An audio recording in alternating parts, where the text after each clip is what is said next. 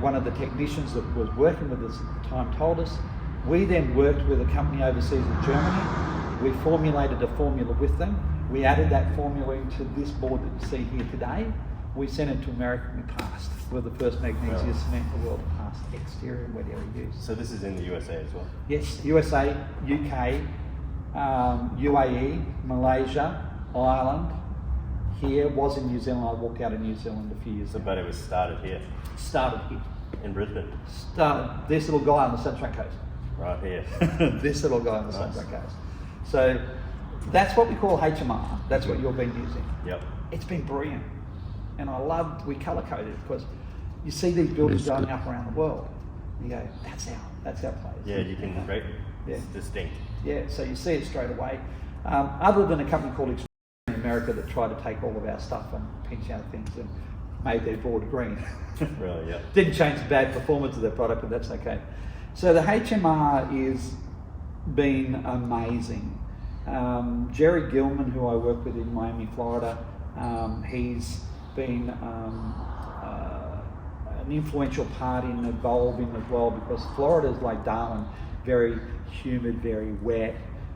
We know what Florida and all that's gone through since 2012 and hurricanes and everything else. And the exciting thing is working with Jerry, all the buildings that he's built with this board have never sustained any damage or any substantial damage since 2012 through every single hurricane.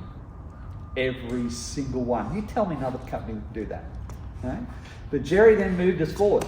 He said, on high-rise buildings, I need something that basically we can put up, Steve, that doesn't need the other fibre cement sheet thing. So we need a higher moisture resistant.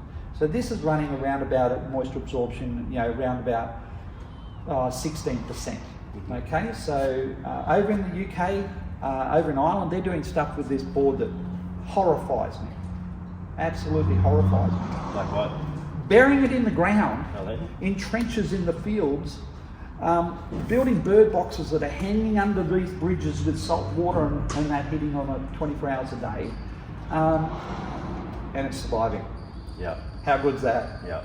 I love it. It's real world stuff. We're going to do that anyway. Well, we thought pizza oven, but anyway. Hey, that's already been done. Has it? Okay. Yeah, it's pizza oven doors. There was a company here in Australia, in Brisbane, that was having troubles with their pizza oven doors, Boeing, and they were buying 18 mil board from us and using pizza oven doors. So we went from here, and then we went here. This has become now our biggest selling product. Bestseller. This is what we call PS5. Okay, why? The 5 represents 5% moisture absorption. Given that FC is somewhere between 16 to 26%, depending, that's pretty cool, eh? Yeah. So this is what I'm alluding to with Jerry Gilman in Miami, saying, Steve, can we get to this? So working with my science and my technology guys, they're brilliant. I actually love them to death. You get the right partnership, you can't have anything better, can you? Yeah. So we worked together, and we worked again back with the Germany company with their main head office, well, that's not their main head office, but their main offshore, which is in Shanghai. And we worked with the formulation we already had in the HMR, and we advanced that. So we don't spray a protective coating on our board. It's inside the patented formula. Yeah. Okay? It's built with it. It's built inside it. Coat. Yeah. Yeah. So you still have to prime and seal it. Yeah. Okay. You still have to do the right thing. You have to do everything. Yeah. But we know that what they've done in Ireland, and if you come up to my place where I've had my pool house up for 3 years, I've done everything wrong. Everything wrong. And it's with HMR. That poor board has been left exposed, hanging off a building for 3 years. Part of it's primed, part of it's not primed. I've used Lenco. Did you do a bit of a test? Absolutely, real world stuff. Yeah. Let's not muck around with the laboratory. Real world stuff. How's this stuff going to screw up? Heat one day and then weather the next. And it's north on the front bit. It's all open. It's got the metal frame around exposed. All this rust and corrosion crap that I hear around the world from Denmark and Sweden. Don't get me started on that. I'll debunk that. It's on my website anyway. So www.rescombp.com. It's on there. The lies and deception and propaganda to stop a high performance quality product is out of control. Really? Yeah, out of control. Wow. So, from a little one-piece of story, two-piece story. Denmark, Sweden, propaganda, don't use magnesium board. It caused hundreds of buildings to be destroyed. No. Read the lawsuit. It says at the end of it, not one of the bad quality magnesium boards, they weren't good. There was 4 supplied, thank God none by us, 4 supplied, 2 of them are good companies. I'll give them that. 2 are crap. Give them that too. But neither of any of the 4 were found liable or responsible for the damage on the buildings.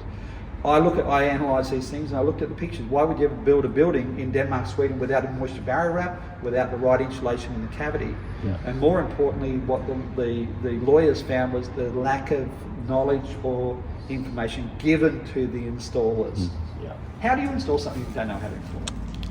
Ask and read. Most people don't. Yeah. Most people don't. I'm just going to put it up. Okay. Remember, there was no installation manuals when I started this. Okay, so it was pretty well blind.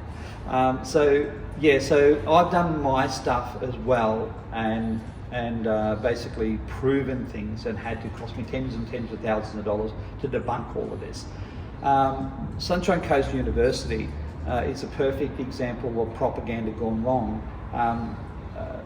For the sake of getting on the bandwagon of the propaganda that happened in Denmark and Sweden, Certmark International, who would never ever grace my door again, and they were the people that did Codemark with me, and one of the reasons why I left Codemark was because of this. They took samples of our board and other companies' boards out of garbage bins on building sites here in Brisbane.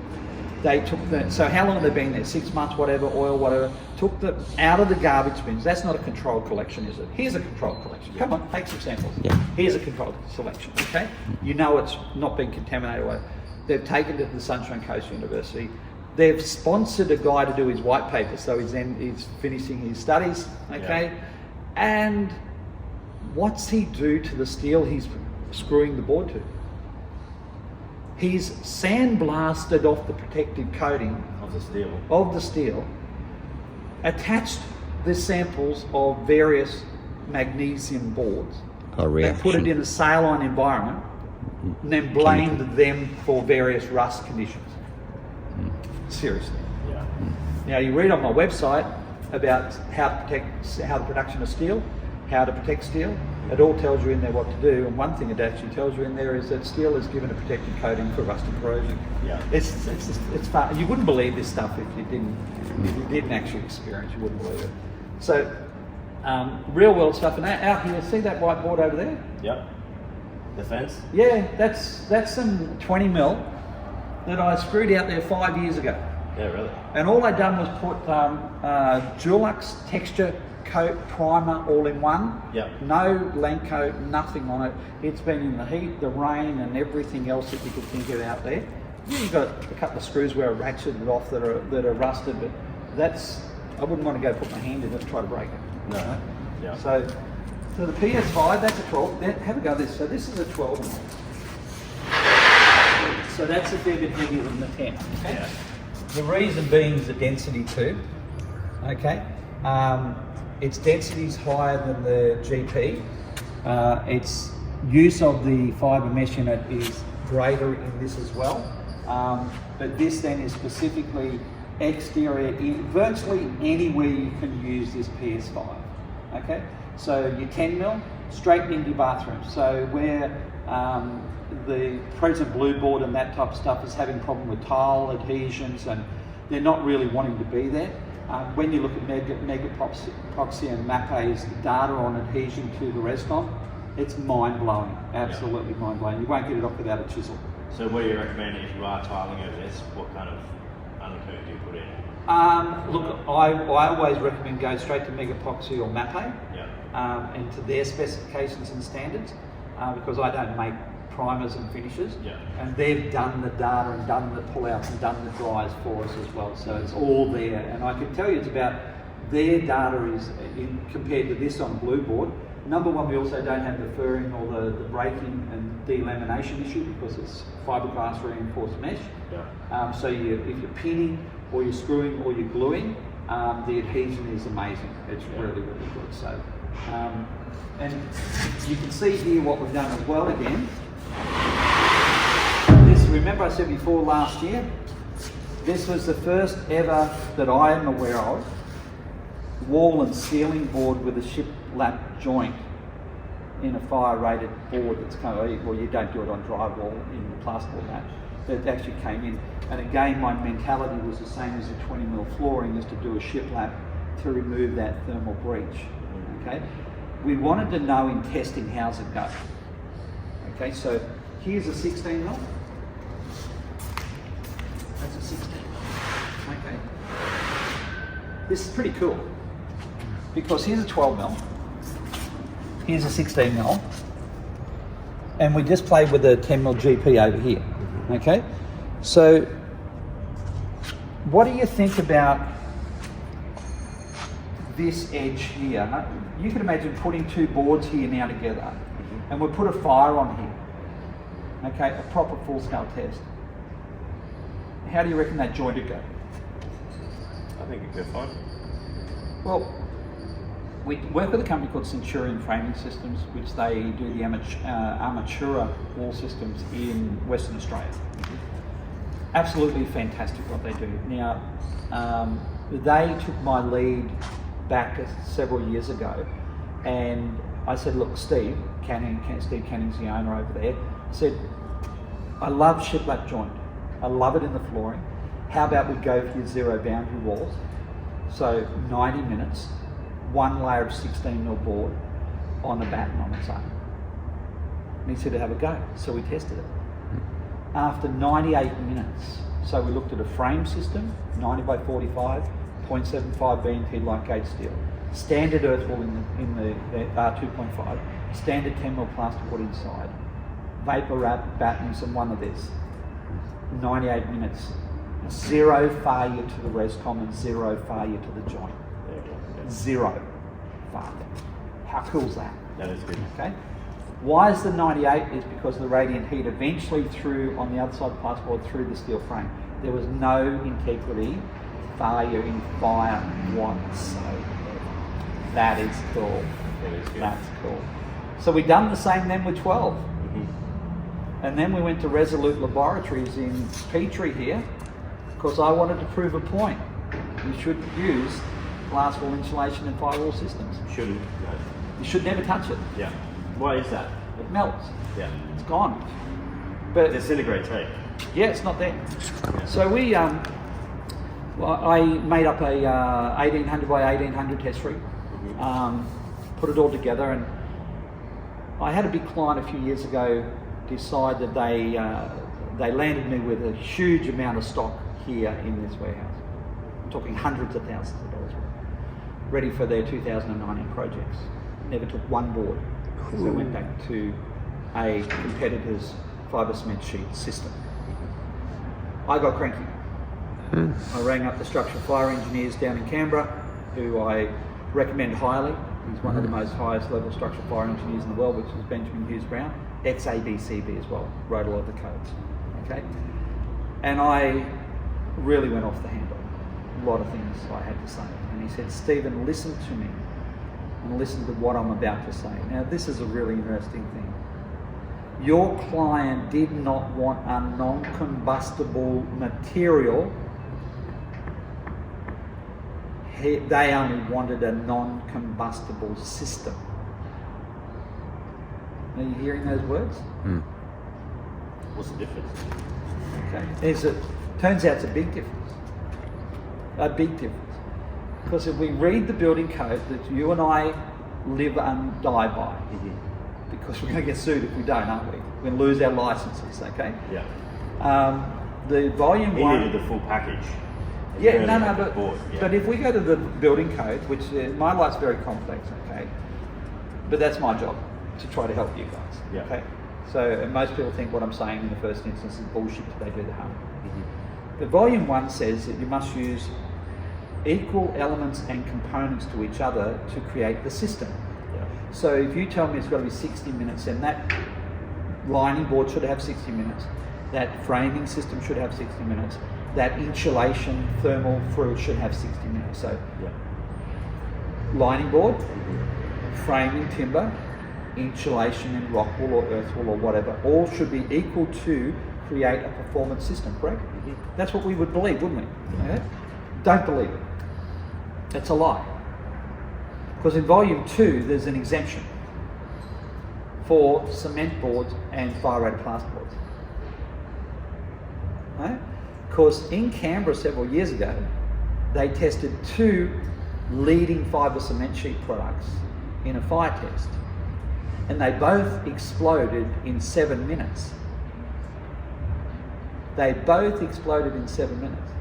These are the fibre cement sheet zero boundary materials used in all of these buildings. Ours was still up there 60 minutes later. Theirs exploded. Are you hearing me? Yeah. So, did it give 60 minutes? No, it's 7. How come it's in the system? Because it's not giving me my 60, it's not giving me my 90, it's not giving me my 120, it's not giving me my 180. They're relying on other things. So you may as well use plastic on those zero boundary walls, because they're relying on the timber stud, a 90 by 45 N12 timber stud, minimum size. Why? Because the char factor is 60 minutes. Cool. The timber industry has done a great job. I love what they've done, their technical data. The steel industry, Nash, has done a great job, because we know that it's got to be a 1.1 BMT steel frame, 90 by 35.